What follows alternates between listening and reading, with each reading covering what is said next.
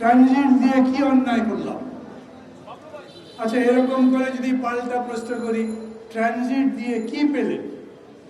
বলা হয়েছিল না আমাদের ট্রানজিট দিলে অনেক টাকা পয়সা পাওয়া যাবে, ওরা মাসুল দেবে, ট্রানজিট ফি দেবে।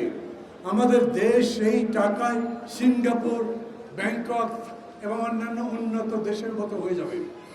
বহুবার আমরা জানতে চেয়েছি এই পর্যন্ত ট্রানজিট থেকে আমাদের ইনকাম কত? জবাব নাই।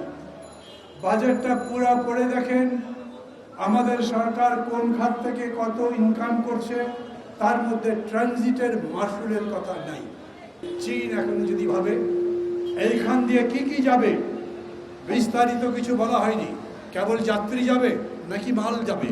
মালগাড়ি যাবে, মালগাড়ির মধ্যে কি কি মাল থাকবে? তার মধ্যে শুধু পেঁয়াজ, রসুন, আদা, নাকি যুদ্ধাস্ত্র পর্যন্ত যাবে, নাকি তার মধ্যে সেনাবাহিনী যাবে?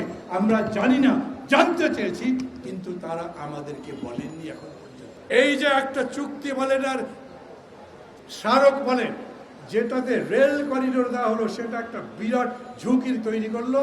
কোন দিন এই ট্রেন সম্পর্কে অভিযোগ করবে, ট্রেনের মাল সম্পর্কে অভিযোগ করবে চীন, পাশাপাশি যারা বিদ্রোহী আছে 7টা দেশ রাজ্যের মধ্যে, তারা বিদ্রোহ করবে।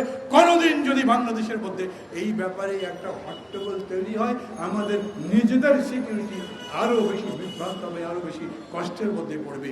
এই সম্পর্কে তিনি কোনো কথা বলেন না। আওয়ামী গুন্ডা দিয়ে চলে না, অতএব পুলিশকে পারলে লাঠিয়াল বানাচ্ছে। আর সেই জন্যই বেনজির একের পর এক সম্পত্তি দখল করেছে। হিন্দু মুসলমান মানে নাই।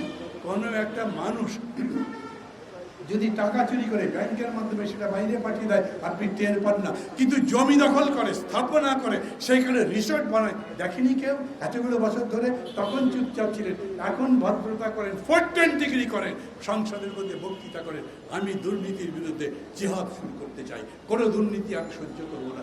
এতদিন ধরে তো সহ্য করলেন, লালন পালন করেছেন, নাহলে আজিজ বেনজিররা এতদূর পর্যন্ত আসতে পারত?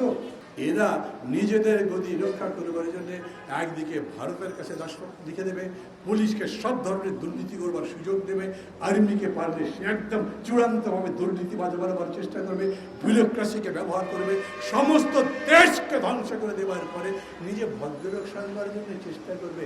আমাদের প্রধানমন্ত্রী কিন্তু এইসবের মধ্যে নাই। আপনি তো ওর মধ্যেই বাস করেন, আপনি তো এই সরকারেরই প্রধান, এই দুর্নীতিবাজদেরই প্রধান। যে এত বড় বড় করে কথা বললেন, ওরা কি আওয়ামী লীগ করে? তা আওয়ামী লীগের যিনি হুইপ, তার পুত্রের নামে এত বড় অভিযোগ পত্রিকার পর্যন্ত লেখা হচ্ছে, তার কোনো জবাব আছে?